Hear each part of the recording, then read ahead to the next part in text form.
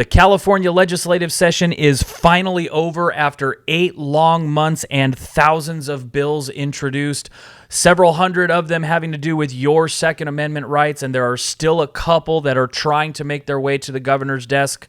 Let's talk about it.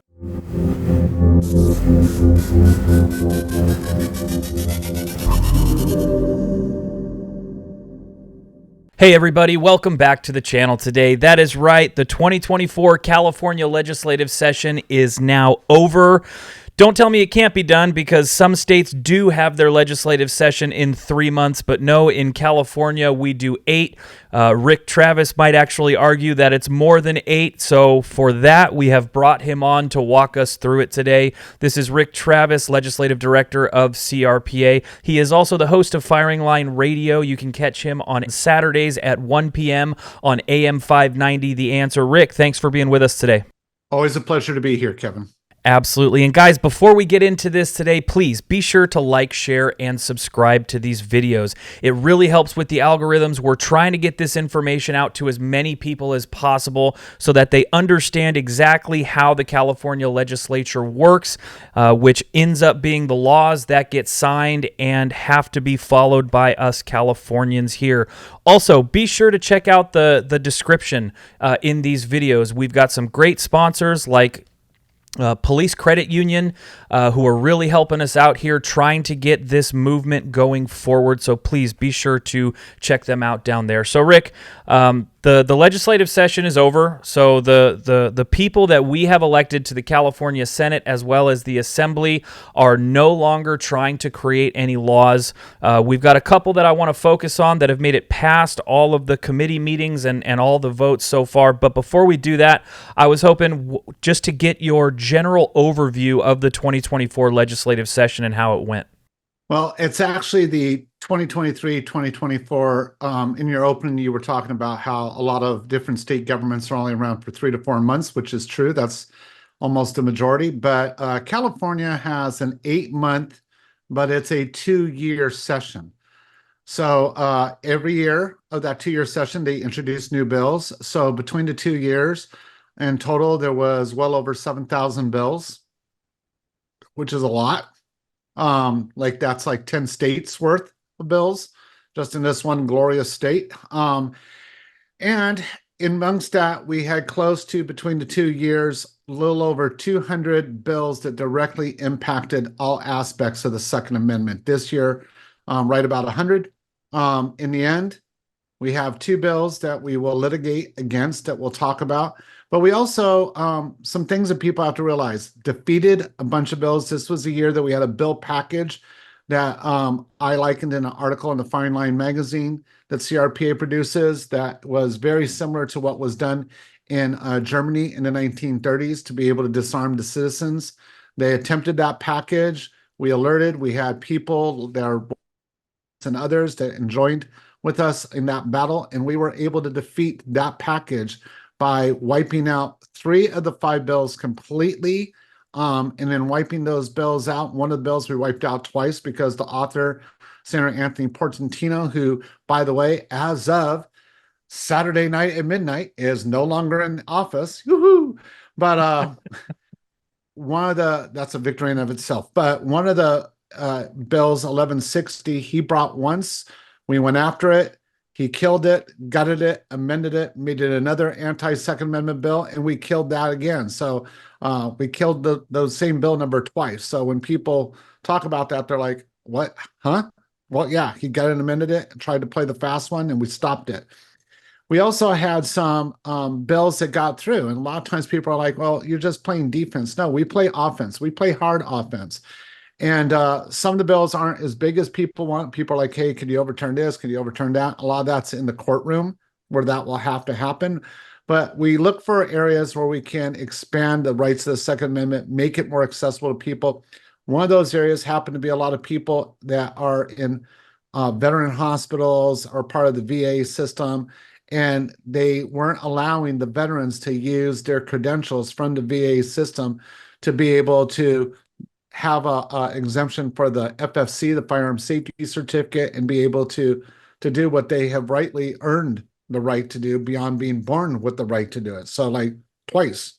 They had a right to the Second Amendment, and we got Assemblyman Mathis who carried that bill, and we were able to get that through, and the governor signed it. So it wasn't just that we got it through, but it got signed into law. So there are some really positive pieces of legislation that were moved forward.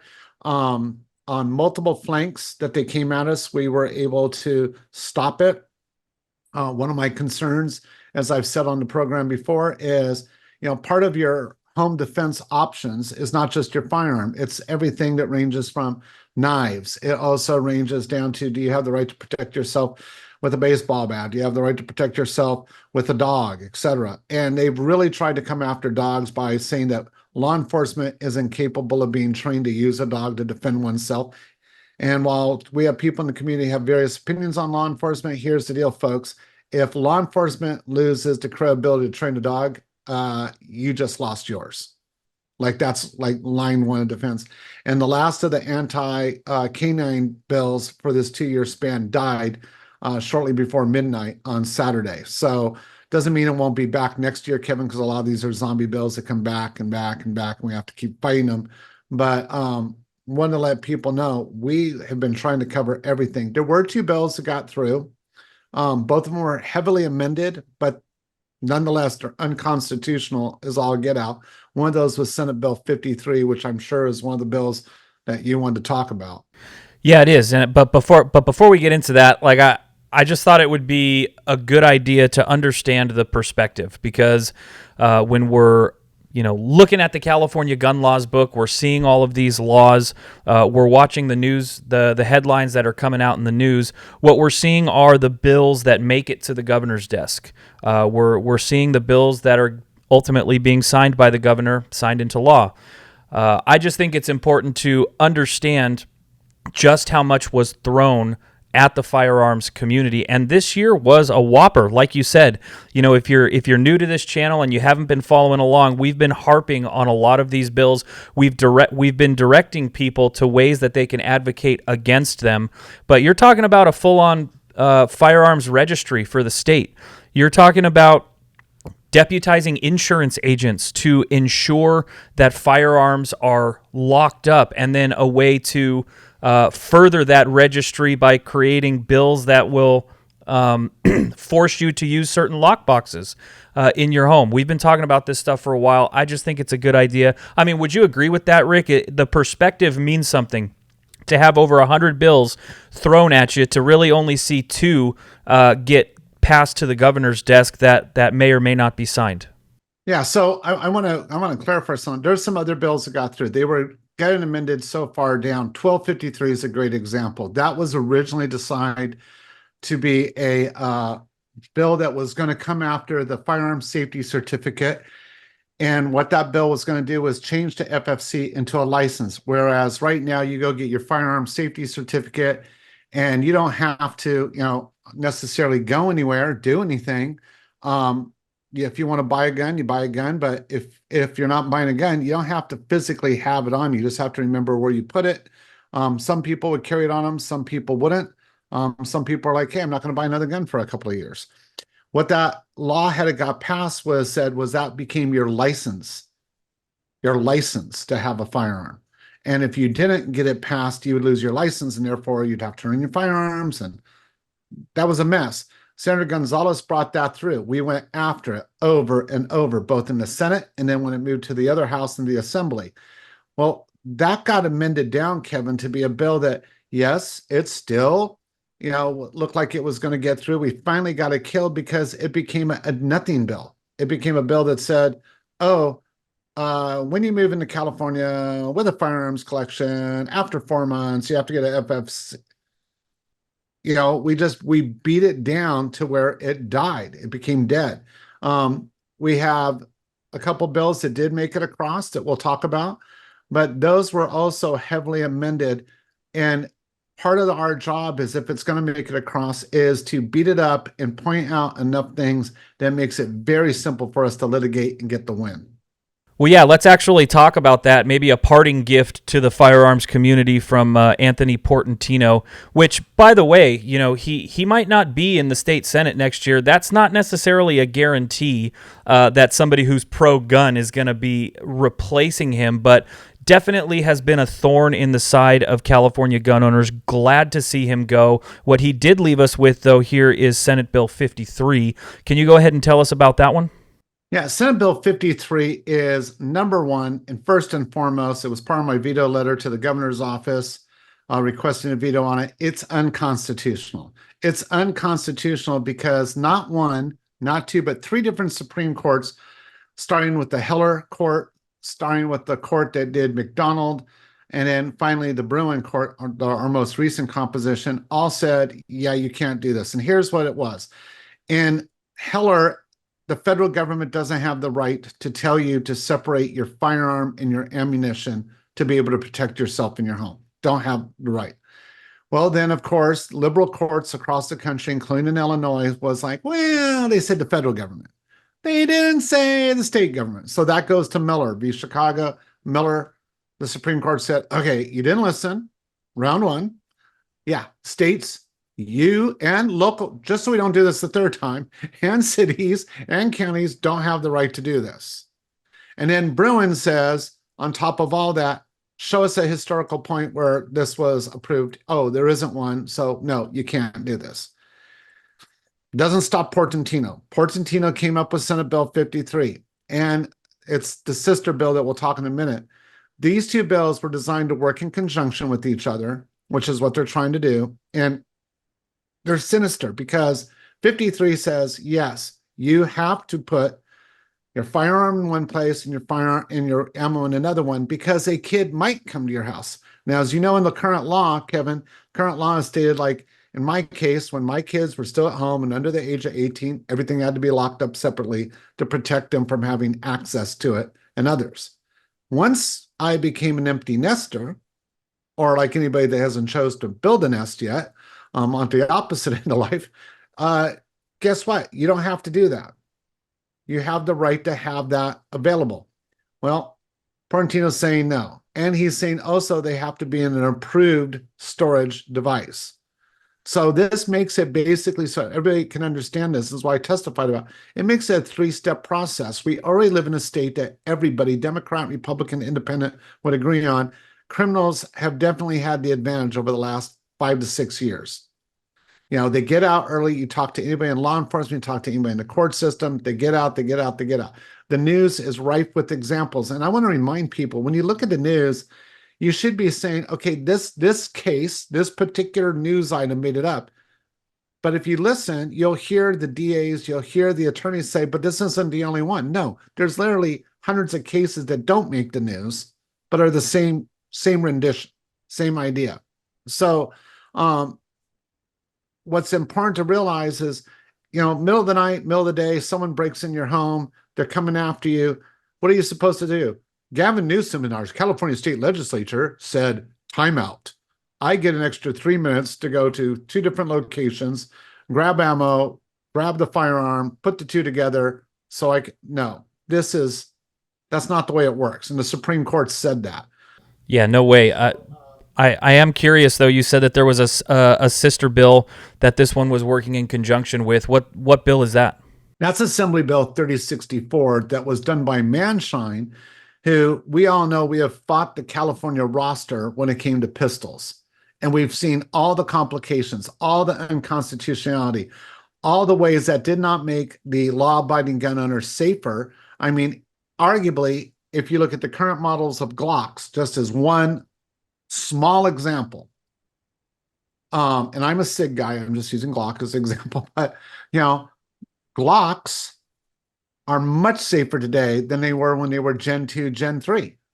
But for, you know, better part of a decade, you couldn't get the other ones unless you did it through a private party transfer. It was a very, very difficult procedure to go through and wasn't always available, that you shouldn't have to go through because other Americans in 49 other states don't have to go through. Well, now they've created, if this gets signed into law, and again, we put a veto letter in, again, we're still fighting it. But here's what it says, that the state will create a roster of firearm safety devices so they can tell you, Kevin, if your device has been rejected for whatever reasons down the road. Okay, so now you've got end users like you and me that are going to spend a good chunk of change for a safe, whether it be one in your vehicle, one when you travel, or the one at your home. And some of you have more than one. And all of a sudden, the state can say, oh, it doesn't have our approved seal, so it's obsolete, because that's what this bill says. And oh, you have to get a new one. Oh, and when you get the new one, you have to tell us exactly how many firearms are going in it. And then we can run down by our other records and go, oh, Kevin, you only have 4 rifles on record, but you bought a safe that holds 24. And this is part of the scheme. They're trying to find backdoor ways to find out everything you have or don't have. And quite frankly, from the Supreme Court down, it's none of your business. Right. So in essence, you've got a couple of bills here that have passed through the Assembly as well as the Senate.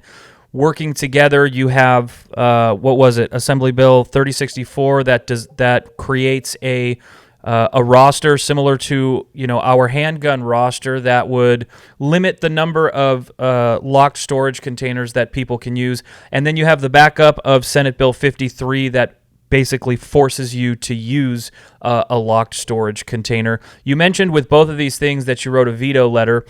We've been trying to bring tools for people to use. By the way, guys, thank you very much. We saw over 10,000 opposition letters go to the California legislature this year. This is unprecedented for the legislature as far as the firearms community is concerned. Obviously, that's something we're going to continue to do. We need to get our voice heard by these people so that they understand their constituents don't want these types of laws. But those are opposition letters. Now you're talking about veto letters. Can you tell me a little bit about what a veto letter is? Yeah, a veto letter is a letter that is written generally by somebody like myself, the legislative director for whatever the organization or group is.